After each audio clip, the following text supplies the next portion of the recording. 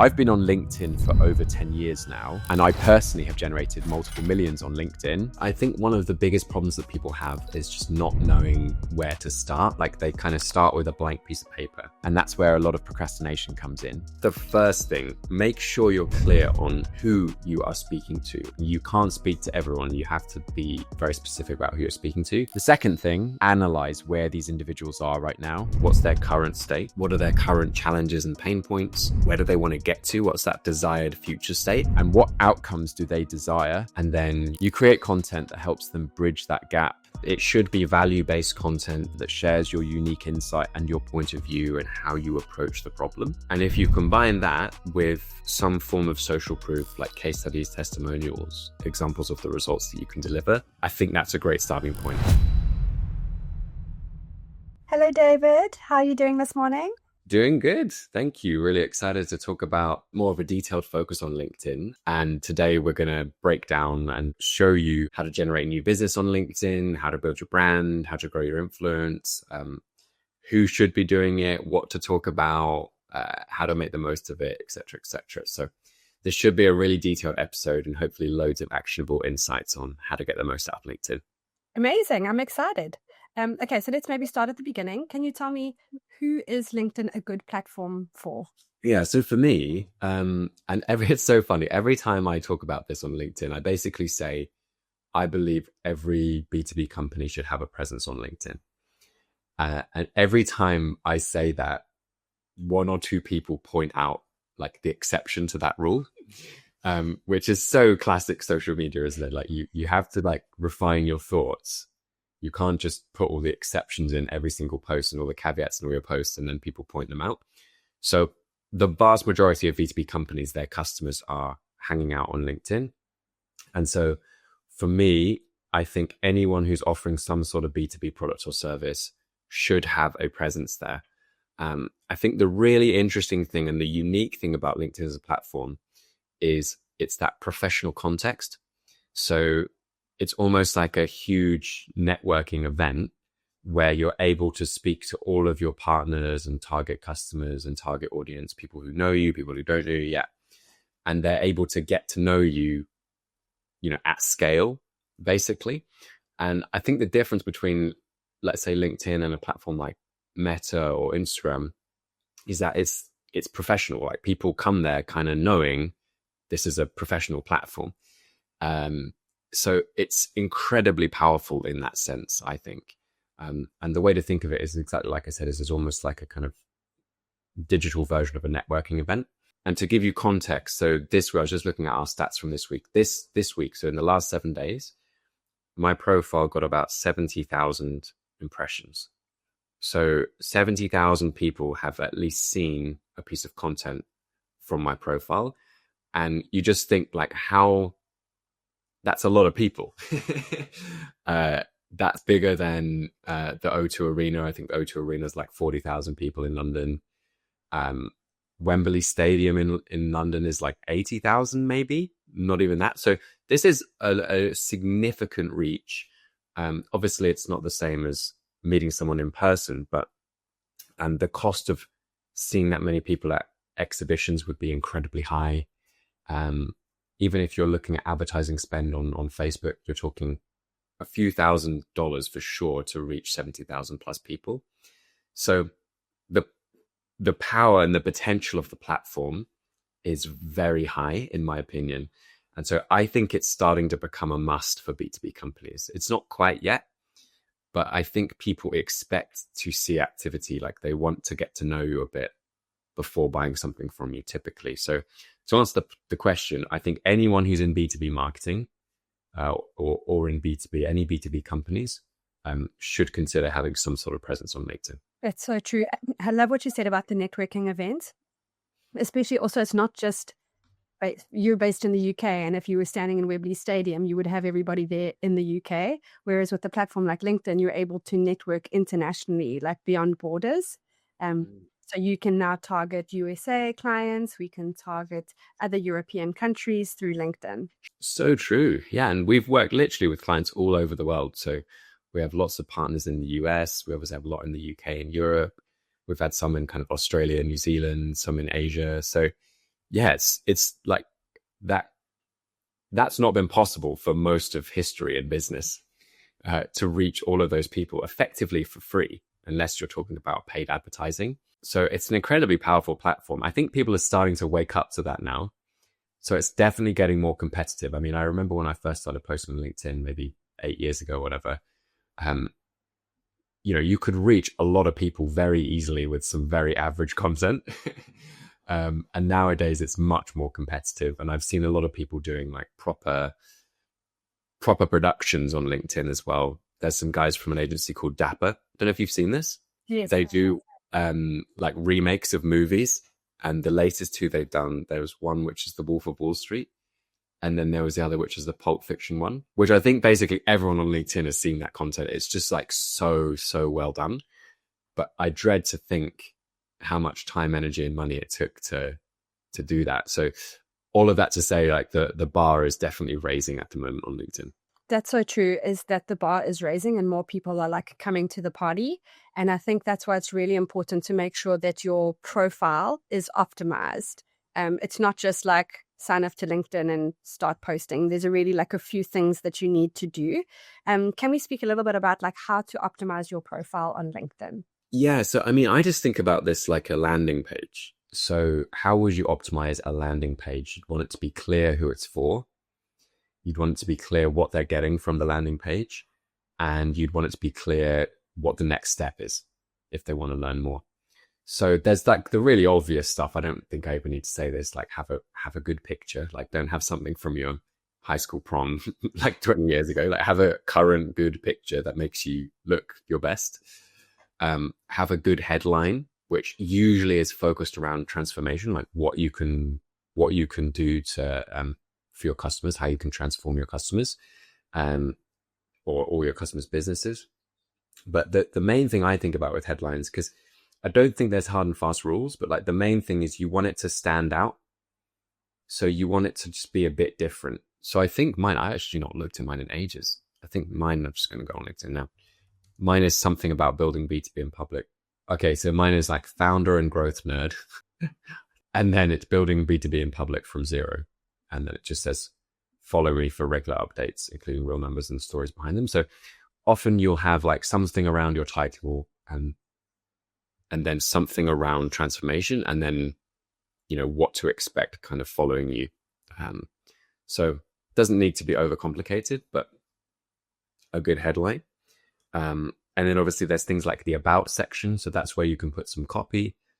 For me, I go a little bit more into my story and my background.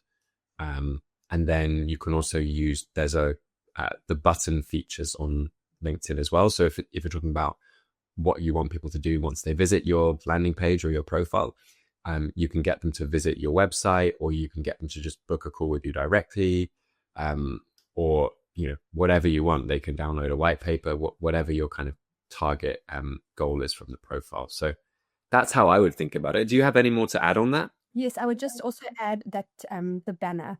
You can also really like add an impactful banner to your profile that can like add a catchy sentence about like what it is that you do, like stop doing marketing and start growing.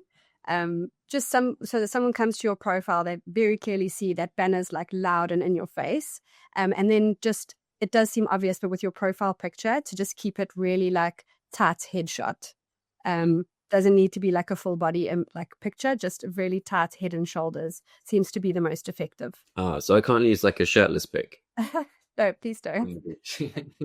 I have a brand image to uphold here. Okay, let's talk about the content itself. So like typically, what should people post about on LinkedIn? Yeah, so, and this is a great question. And I think one of the biggest problems that people have is just not knowing where to start. Like they kind of start with a blank piece of paper, and that's where a lot of procrastination comes in. And I do think that people massively overthink it.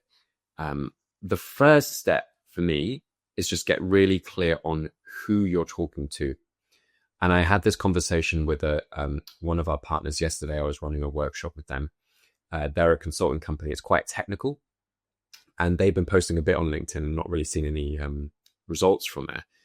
And we kind of diagnosed that the reason that they hadn't seen results is that they weren't clear on who they were talking to. So this is a consulting business in the regulatory space, and a lot of their content was quite technical. It was quite sort of technical, how to follow certain policies and, the legal requirements around what they're trying to do, which speaks very clearly to someone who's at a sort of regulatory in-house role within a company, which is great. But we realize he doesn't really want to speak to those people. He wants to speak to founders and CEOs of startups who need his help. And that's a really common trap that people fall into. And it's the same with marketing. I constantly have to pull myself back because I can be quite tempted to get into these really nerdy details about like marketing and attribution and all these marketing systems and so on. But really, I'm trying to speak to business owners who want to grow their business, and they don't particularly care about the tactical side. They just care about the high level strategy and where we're going. So that's the first thing. Make sure you're clear on who you are speaking to, and you can't speak to everyone. You have to be very specific about who you're speaking to. So these individuals you're speaking to, where are they now? What's their current state? Where do they want to get to? What's that desired future state? What are their current challenges and pain points? What outcomes do they desire? And so on and so forth. So for me, that's the first step. Again, without wanting to overcomplicate it, there's kind of levels to this, right? But the content today, I'm thinking, how can someone just get started as soon as possible? So you now know who you're speaking to, where they are, where they want to be. I would say the first starting point is to create content that helps them bridge that gap. So it helps them go from where they want to be, so from where they are to where they want to be. And it should be value-based content that shares your kind of unique insight and your point of view and how you approach the problem. And if you combine that with some form of social proof, like case studies, testimonials, examples of the results that you can deliver, I think that's a great starting point.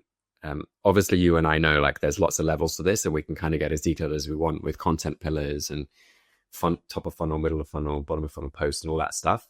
But in terms of starting, that's how I probably think about it. I think, I don't want to mention the content pillars again and the funnel again, because I think I mentioned it in every single episode. But I think that is a trap that so many people make when they start posting on LinkedIn. As you mentioned, they go towards the people that are really problem and solution aware, and they start creating content that's very much designed for conversion.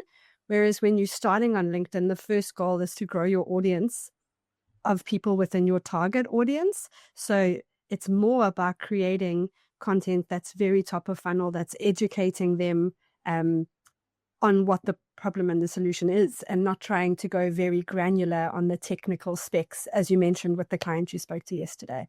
Yeah, absolutely. I mean, I think that's a good way of thinking about it is, and again, if we come back to the networking analogy, you're probably not going to go up to someone at a networking event and immediately tell them what you do and how you help companies. You're probably going to have a conversation around what's the market like at the moment and what are you seeing here and so on and so forth. Equally, if you're giving a talk at an event, it's not going to be a direct sales pitch.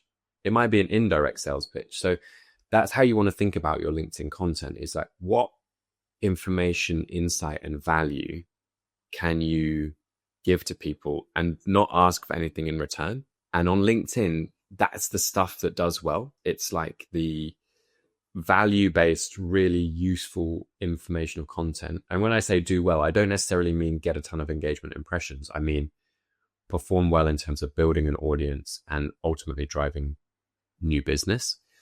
I think, again, we can just get caught in this trap of I need to create something that's really viral, and it needs to be like a meme or like a video with a great hook. I think that's true, but equally on LinkedIn, people are searching for more of the value and less of the entertainment, in my experience. I agree with that. And I'm glad you brought up the networking event analogy again, because I think what we're realizing is that content is only like 50% of the puzzle, and the other 50% of the puzzle is actually that engagement activity. And if you look at it as a networking event, say you're at an expo and you set up the stand and you have your 2 pull-up banners next to you, that is your content, right? But if you just stand there and you don't actually go up and start talking to people and actually engaging with them, you're not going to get much traction from your 2 pull-up banners and your expo stand. So I want to talk a little bit about the actual engagement activities that clients should be doing, because so often I see the same mistake over and over again. The clients just think, oh, but I'm posting content on LinkedIn and I'm not getting any results. Like, it's obviously a content problem, but it's not a content problem. It's that you're not following up the posting with engagement activity. Yeah, I think that's a great analogy. I really like that. And I just would add to that with, in terms of the percentage, so you said like 50-50. I think actually, just thinking about it now, this might be nonsense, but just like thinking out loud, I think actually the level of importance will depend on how good your content is. Okay. So if your content is really good, then the engagement activity can be 10 to 20% of the results. But if your content is fine, and I'm just going to be honest, most companies, they create good content, but it's not incredible content because they're not content creators, right? So for most companies, you're not able to produce something that looks amazing. You're not able to do that dapper, pulp fiction breakdown for a lot of reasons. And so in those cases, you need, in order to see the most out of LinkedIn over time, you need those, like you said, those engagement activities. But if you had amazing content, you could probably get away with less. So that's interesting little nuance there. But you're exactly right. Really, to make the most out of LinkedIn as a platform, because it's an engagement focused platform. Big difference with YouTube, for example, which is about consumption. LinkedIn is 100% about engagement. So the more active, I mean, the easy way to think about this is the more active you are on the platform, the more results you're going to get overall. Basically, that's the long and short of it. So what do these activities include? One is engaging with your feed. So making comments, engaging, like liking, sharing, etc. Or just being an active profile. A little side note is you can use Sales Navigator as a little hack. You can create a list in Sales Navigator of people that you want to engage with regularly. So this might be people within your industry or thought leaders that you like, and so on and so forth. So you can kind of almost piggyback on their audiences. It's replying to your comments. It's kind of building a bit of a community around your content. And then it's connecting with new relevant people and kind of slowly sort of shifting your network towards new relevant people. I think a lot of people, when they start, most of their network is just, previous colleagues and friends from school. And so you have to, over time, build out that network of relevant people that you can engage with. And then the final piece is actually using the content to start conversations. Like, you should be having a lot of conversations on LinkedIn as a platform. So, the way that I think about that is, if someone views my profile, if someone engages with my content, if they post a useful comment, or if they like my content, and it's someone that I want to speak to, and I'll just send them a message to say, hey, thanks for liking the content. How are you doing? And just start a conversation from there. And we find, a combination of all of those activities over time will drive really strong results over time. And I think that connecting with new relevant people is such an important piece, and that people overlook it, is sending those connection requests to people within your ICP. Because most people, as you mentioned, when they start on LinkedIn, their network is people they used to work with, people they went to high school with, and then they're posting content that's very relevant to a very niche audience, but the audience that's seeing it is not that niche audience. So when you start sending connection requests to people within your ideal client profile, when we say ICP, ideal client profile, then naturally your content starts to resonate more, because you're speaking to the people who it's intended for.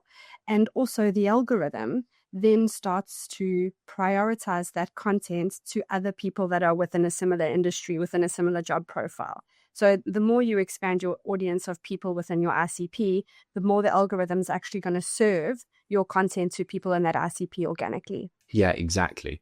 And it just makes sense, right? Like the more active you are, the more relevant your network is, the better your content is going to perform on the platform. It sort of makes sense. You have to think about it like that. What does LinkedIn want? LinkedIn wants people who are active. It wants people who are staying on the platform longer. It wants to promote content that keeps people's eyeballs and attention. And it wants to put that in front of the right people who are resonating with it. So it's quite simple when you think of it that way, I think. I think one of the questions we also get asked quite a lot is, should I be posting to my company page or my personal page? Can we just talk a little bit about like the difference between a company page and a personal page? Honestly, I would basically not, for most companies, I would hardly bother with the company page. I'd just focus all my attention on personal pages within the company. Obviously, there's nothing stopping you reposting content to the company page. And I know that's something we do, for example, but for me, if that wasn't super easy, I just wouldn't bother doing it. You get a lot more reach from your personal profile. People connect with people much more than they do with brands. So yeah, I would focus all of my attention on personal brands.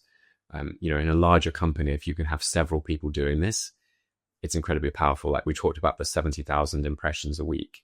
I mean, if you can add 2 or 3 people doing that, that's a lot of reach. And they're all going to reach slightly different people and speak in slightly different ways and so on and so forth. So to answer the question, just focus on the personal. Don't worry about the company too much. When I'm advising clients, I tend to say that the company page is there for recruitment and culture. Yeah. If you're hiring, that's where you post. Although actually, if you're hiring, you could be posting it to your personal page as well. I was going to say, I've hired some really great people from my LinkedIn profile. So yeah. Okay. And how often should someone be posting? Is it every day, every second day? I think the way to answer that question is there's no hard and fast rules. The way to answer that question is how often can you consistently post good content? So what you don't want to do is like, oh, I have to post every day, and then you're posting something that's fluffy and pretty useless. So if you can consistently post, let's say 3 great pieces of content per week, that's perfect. Obviously more is better. And so if you can post every day or even a couple of times a day, then that's a dream scenario. Because again, it just gives you more opportunities for more people to see your content. If you post double the amount of content, you're probably going to reach maybe not double the amount of people, but like significantly more people. But the key is quality, in my opinion. It has to be good content that you're I was going to say you're proud to share. That's not really the right way of looking at it, but it has to be good content. I couldn't agree more with that. As long as you can maintain the consistency, like what is something that's achievable for you, rather lock that in, do that for a couple of months and then scale up. But if you start with every single day, and this actually leads me on to another question, is like most of these peoples are CEOs, they're founders of businesses. They have a lot on their plate. They have a busy schedule already.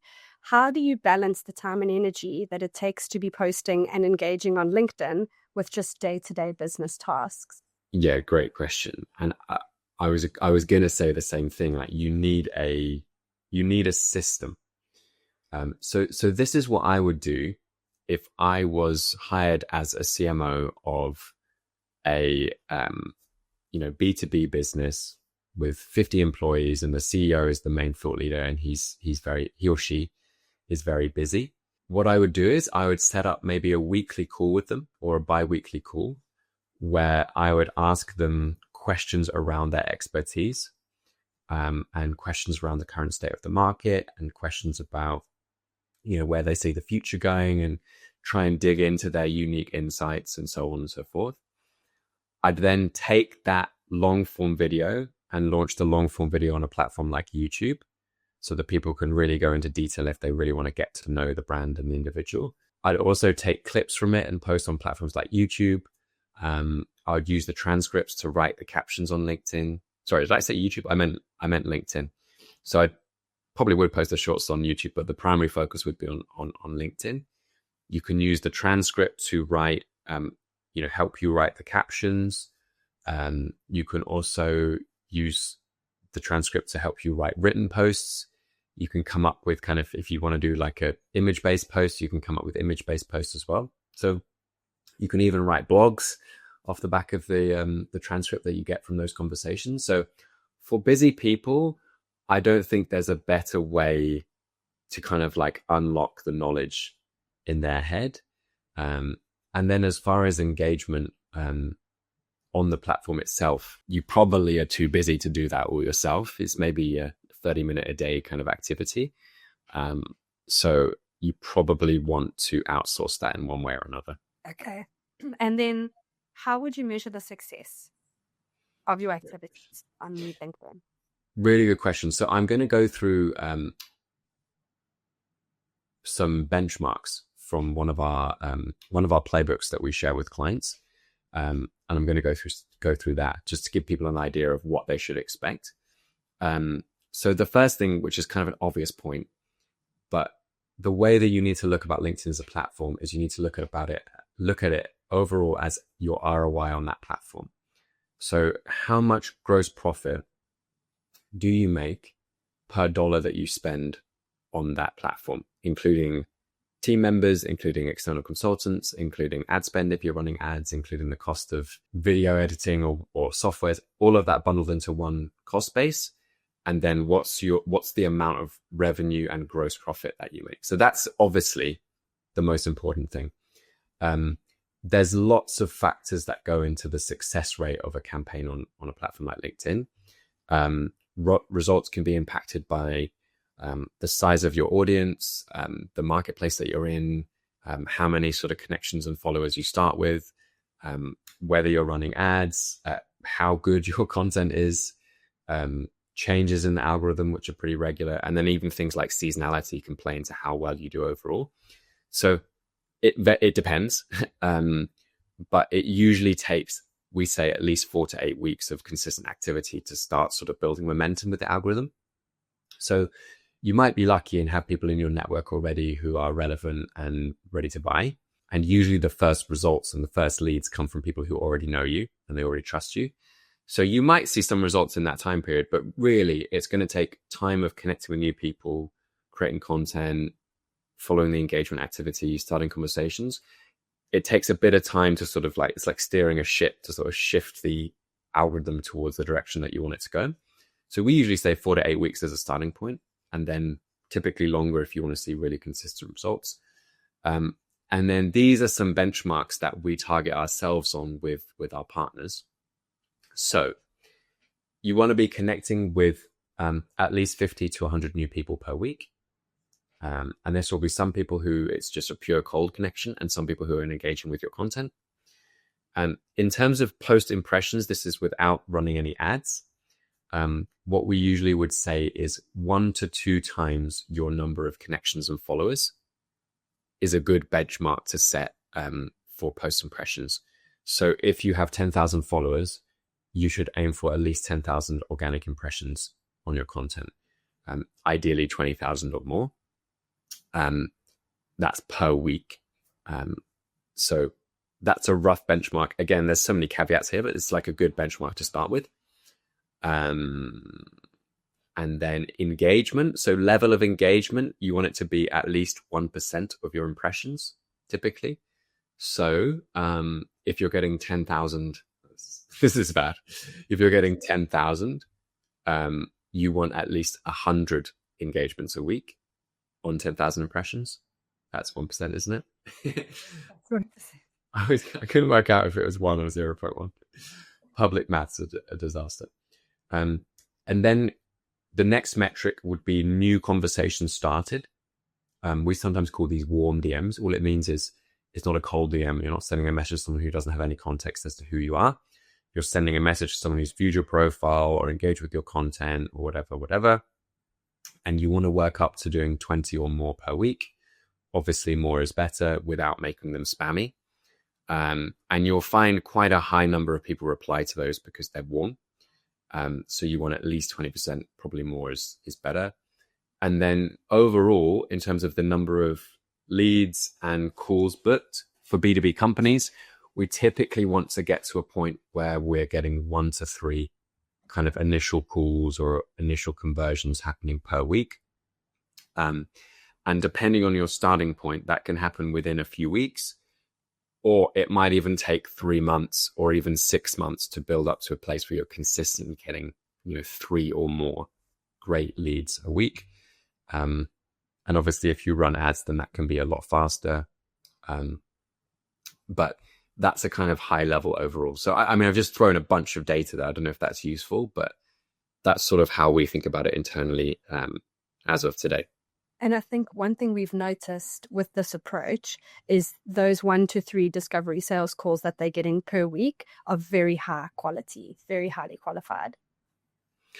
Right. Yeah, exactly. Exactly. And that's why the overall benchmark has to be how much ROI you're getting from the customer, how much ROI you're getting from the platform. Because if you generate 3 leads a week and you close 1.5 of them because you've got a 50% close rate on those leads, then that's a really good overall system.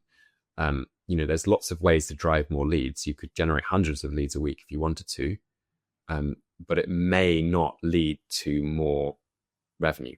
So yeah, exactly right. We tend to find this approach works really well for sort of higher ticket, high value customers.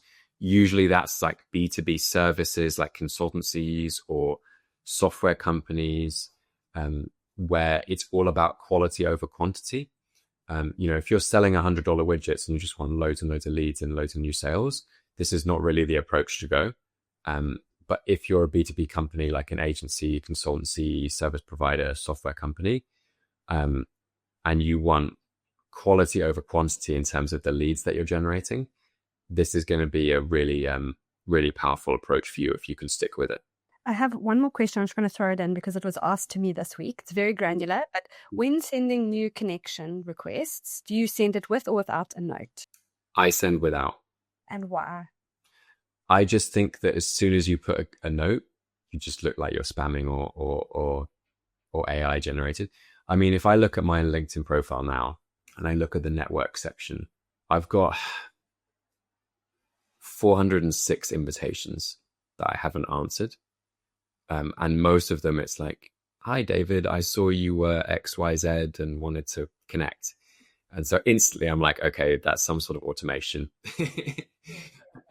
And then if you connect with them and then you get a follow-up message 2 days later, and you just know it's kind of automation. So I think if you I personally just connect without a message. And if they accept the connection request, do you then send them a DM? I personally don't usually do that. I wait for a bit of intent from their side, right? So if they engage with my content or if they view my profile, that's quite a normal thing to do with a new connection anyway. Yes. But what I don't think works well is just DMing someone cold and they have no context of who you are. It's not to say that that's a terrible strategy. It's just not very efficient, right?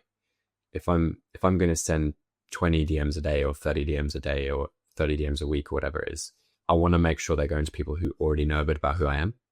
And you kind of let the content and the profile do the heavy lifting for you. Exactly. You almost like lose trust when you send the salesy intro. Whereas if you just send them the connection and then they served your content, that's how they build trust with you, not through a DM. And once they start engaging with your content, as you mentioned, then it feels a little bit more warm. It's not as cold outreach. Right. Yeah. And I think that the big lesson is do the opposite of what everyone else is doing. So everyone is doing automated outbound sequences on LinkedIn. So just do the opposite of what they're doing, which is to not automate anything. And it's to only send DMs to warm people, and it's to not ask them for anything. That's really the lesson here. And that changes over time as well. Like LinkedIn has changed significantly as a platform over time. I remember with automation when it first started, I remember this really distinctly because I was at a previous company and I had to go to the CEO to get budget approval for this automation tool. And at the time, there was basically no limit to how many people you could connect with and no limits to how many people you could DM. And not many people were familiar with the automation. And so I literally bought this like I think it was like $100 a month software and plugged it into my LinkedIn profile. and then it would connect with like hundreds and hundreds of people a day and send hundreds of messages a day. And very quickly, it just was like booking calls on autopilot. This is amazing. But nowadays, I don't. I mean, I've not tried it in many years, but I don't think that you can do that anymore for a whole bunch of different reasons. The platform is constantly evolving, and we need to just stay up to date. As you say, more and more people are coming onto the platform, which means your organic reach is going to drop as more people come on. Your content needs to get better. Your engagement activities need to get better. And now in this crazy whirlwind of AI that has taken over LinkedIn, I think the people that can stay authentic, that's who stands out. I was going to ask you about AI as well, because there's like one elephant in the room that we haven't talked about. But I totally agree. I think it's ridiculous. You look at LinkedIn now, it's like an AI generated post and then an AI generated comment and then an AI generated comment replies to that comment. It's basically like robots talking to each other.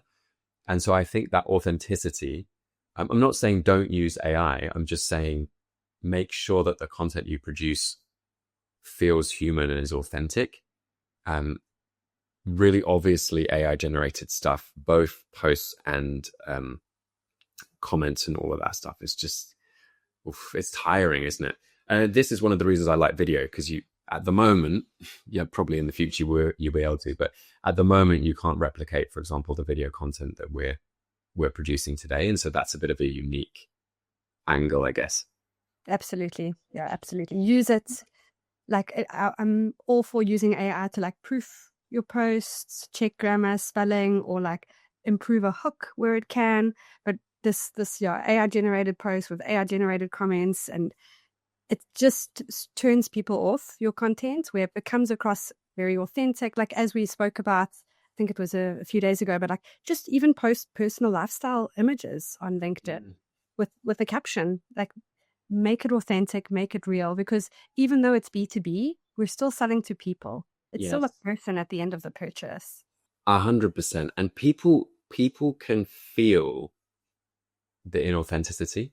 Mm-hmm. This is something I've noticed, is sometimes you can't put your finger on why that post or why that blog or why that email is not quite right. This is what happens with AI a lot. It's like the content that gets produced, you don't disagree with anything that they're saying, but you're still kind of at the end of the post, you're kind of like, but what's actually been said here? Like all of the individual sentences you're not disagreeing with, but what's actually the point of this post? Like, what are they saying? I think that's often what's missed with AI generated stuff. So yeah, I fully agree. Fully agree. Amazing. Well, David, I think there was so much value in there. Really. Thank you so much for sharing all those insights. I look forward to the next episode. Pleasure. Thank you.